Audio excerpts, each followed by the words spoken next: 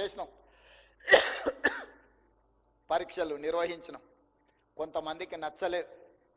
వాళ్ళు వాళ్ళ కుటుంబ సభ్యుల అభ్యున్నతే తప్ప ఇతరుల బాగోగుల గురించి వాళ్ళకి ఆలోచన లేదు. అన్ని ప్రయత్నాలు చేసి కడుపు నిండా విషం పెట్టుకొని మిమ్మల్ని దెబ్బతీయాలని కుట్ర చేసింది. ఎన్ని ప్రయత్నాలు చేసినో అన్ని రకాలుగా ప్రయత్నం చేసింది. కానీ నిజాయితీతో ఒక మంచి సంకల్పంతో ఈ కార్యక్రమాన్ని నేను నా మంత్రివర్గ సహచరులు చేపట్టినాం. నాకు దేవుడి పట్ల నమ్మకం, విశ్వాసం ఉన్నది. మంచి చేస్తే తప్పకుండా మంచి జరుగుతుందనే నమ్మకం నాకున్నది. కొంతమంది 2 కోట్లు 3 కోట్లు 5 కోట్లు తీసుకొని రేవంత్ రెడ్డి ఉద్యోగాలు అమ్ముకున్నాడని చెప్పారు. నేను అడుగుతున్నా, ఇక్కడున్న 562 మంది ఎన్నికైనా ఎంపికైనా మిమ్మల్ని గుండెల మీద చేసుకొని చెప్పండి, ఎవరితోనైనా ఛాయ్నైనా తాగానా? మీకోసం కొట్లాడిన డిసెంబర్ 3, 2023 నాడు నా ఎన్నికల ఫలితాల రోజు కూడా నేనంత ఆందోళనగా లేను. ఏది జరిగేది ఉంటే అది జరుగుతుందని. కానీ మీ నియామకాల విషయంలో అంతకంటే ఎక్కువ ఆందోళనతోని, ఏకాగ్రతతోని మీ భవిష్యత్తు కోసం కొట్లాడినా. మీ భవిష్యత్తే మన భవిష్యత్తు, మన భవిష్యత్తే మన తెలంగాణ భవిష్యత్తు. రాబోయే రోజుల్లో తెలంగాణ రాష్ట్రం దేశానికి ఒక తెలంగాణ మోడల్ కావాలి అంటే ఆ తెలంగాణ మోడల్ మీరే. అందుకే ఎవరు ఎన్ని కుట్రలు చేసినా, ఎన్ని కేసులు వేసినా, ఎన్ని రకాలుగా తప్పుడు ప్రచారం చేసినా వాటన్నిటిని కూడా ఓపికగా దిగమింగుకున్నాం. ఎందుకంటే ఒక సంకల్పం పనిచేసేటప్పుడు లక్ష్యమే మన ముందుండాలి తప్ప. అర్జునుడు చేప కన్ను అందరికీ చాలా కనిపించినాయి, ఒక అర్జునుడికి మాత్రమే చేప కన్ను కనిపించింది, అందుకే కొట్టగలిగాడు. నాకు కూడా మీ భవిష్యత్తు, మీ తల్లిదండ్రుల కళ్ళల్లో ఆనందం చూడాలని గూడాలలో మారుమూల పల్లెలో ఉపాధి హామీ కూలికి పోయి రూపాయి కూడబెట్టి కోచింగ్ సెంటర్లలో మిమ్మల్ని చదివించారు. ఇవాళ కోచింగ్ సెంటర్ల కుట్ర కూడా మీరు అర్థం చేసుకోవాలి. మిమ్మల్ని సంవత్సరాల కొద్దీ అశోక్ నగర్ చౌరస్తాలను, దిల్సుఖ్ నగర్ చౌరస్తాలను, అమీర్పేట చౌరస్తాలను నిరుద్యోగ యువకులుగా హైదరాబాద్కు వచ్చి 5 ఏళ్ళు 10 ఏళ్ళు ఈ సెంటర్లలో తిరుక్కుంటూ వెనక్కి ఊరికి వెళ్ళలేక, తల్లిదండ్రులకు మొహం చూపించలేక, ఇక్కడ ఉద్యోగాన్ని సాధించలేక మీరు పడుతున్న నరక యాతన వాళ్ళకు ఆదాయాన్ని తెచ్చిపెట్టే వనరుగా మారింది. ఇవాళ కేసులు వేసిన వాళ్ళు వాళ్ళ వెనకాల ఉన్న న్యాయవాదులు ఎవరో చూడండి. లక్షల కోట్ల రూపాయల ఫీజులు ఇచ్చి ఎవరు వాదిస్తున్నారో ఆలోచన చెయ్యండి. ఇవాళ అందుకే ఏది ఏమైనా ఎవరు ఏమనుకున్నా తెలంగాణ భవిష్యత్తు నిర్మాణం చేసే అవకాశం మీ చేతిలో ఉంది. ఈరోజు నవ్విన వాడి ముందు జారిపడే పని చెయ్యకండి. ఇది ఒక గొప్ప అవకాశం. 40 సంవత్సరాలల్లా 562 ఉద్యోగ నియామకాలు జరగలేదు. 2011లో నోటిఫికేషన్ ఇస్తే 2018లో నియామకాలు జరిగినాయి. అంటే 7 సంవత్సరాలు పట్టింది.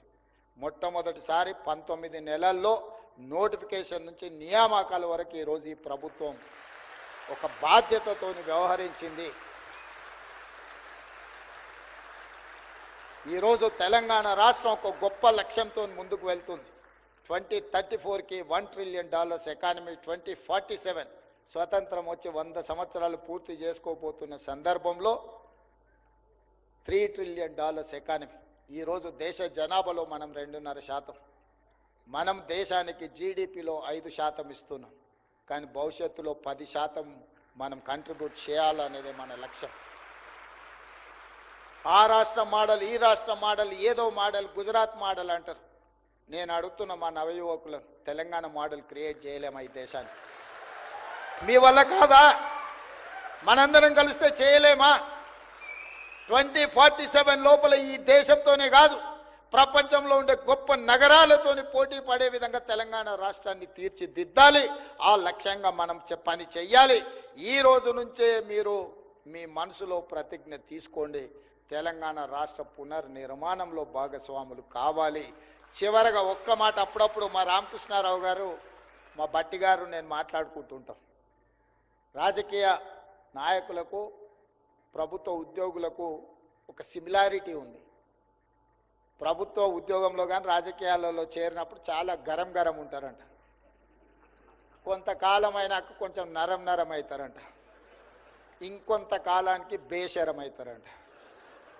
అంటే గరం నుంచి నరం, నరం నుంచి బేషరం, ఇది పరిణామ క్రమం జరుగుతూ ఉంటుంది అని ఒక నానుడి ఉంది. ఈ నానుడికి ఇది తప్పు అని నిరూపించే బాధ్యత మీ దగ్గర ఉంది అని నేను భావిస్తున్నా. మీరందరూ కూడా ఖచ్చితంగా తెలంగాణ ఉడుకు రక్తాన్ని ప్రదర్శించి తెలంగాణ భవిష్యత్తు నిర్మాణానికి మీరు సహకరించాలి. పేదవాడు నిస్సహాయుడు నీ దగ్గరకు వచ్చినప్పుడు సహాయం చేసేటప్పుడు మీ కళ్ళల్లో మీ తల్లిదండ్రులు గుర్తు రావాలి. మీ తల్లిదండ్రులు 90% ఇక్కడ ఉన్న వాళ్ళు పేదరికం నుంచే, మారుమూల ప్రాంతాల నుంచో, గ్రామీణ ప్రాంతాల నుంచి వచ్చారు. రేపటి నుంచి మీరు అధికారులు కాబోతున్నారు, ఆఫీసర్స్ కాబోతున్నారు. నిన్నటి వరకు మీరు నిరుద్యోగ యువకులు, గ్రామీణ ప్రాంతాలలో ఉండే సామాన్యమైన కుటుంబ సభ్యులు. కానీ ఈ రోజు నుంచి తెలంగాణ రాష్ట్రాన్ని నడిపించే యంత్రాంగం అధికారులు, ఆఫీసర్స్. ఈ రోజు నుంచి మీ టైటిల్ ఆఫీసర్. ఈ ఆఫీసర్ అనే పదానికి ఎంతో ఇంటెన్సిటీ ఉంది, ఎంతో బలం ఉంది. ఈ బలాన్ని మీరు అంచనా కూడా వేయలేరు. మీకు అన్ని డోర్లు ఓపెన్ అయితే ఎక్కడికి వెళ్ళినా this is green card, green channel for your future. ఒక ప్రజాప్రతినిధికి, ఒక ఉన్నతాధికారికి ఎక్కడికి వెళ్ళినా డోర్లు ఓపెన్ అయ్యేది. కొన్నిసార్లు జీవిత కాలంలో కూడా ఆ డోర్ మన కోసం ఓపెన్ కాదు.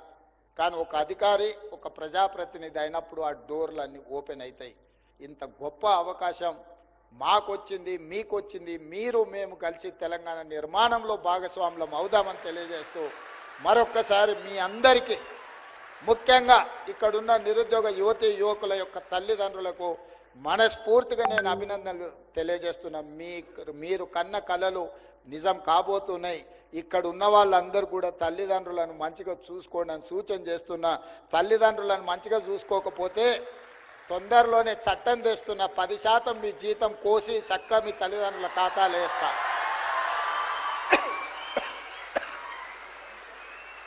మీ భవిష్యత్తు కోసమే సర్వం ఒడ్డి, మీకోసమే సర్వం త్యాగం చేసిన తల్లిదండ్రులను గుండెల్లో పెట్టి చూసుకొని భుజాల మీద పోయాల్సిన బాధ్యత మీదే.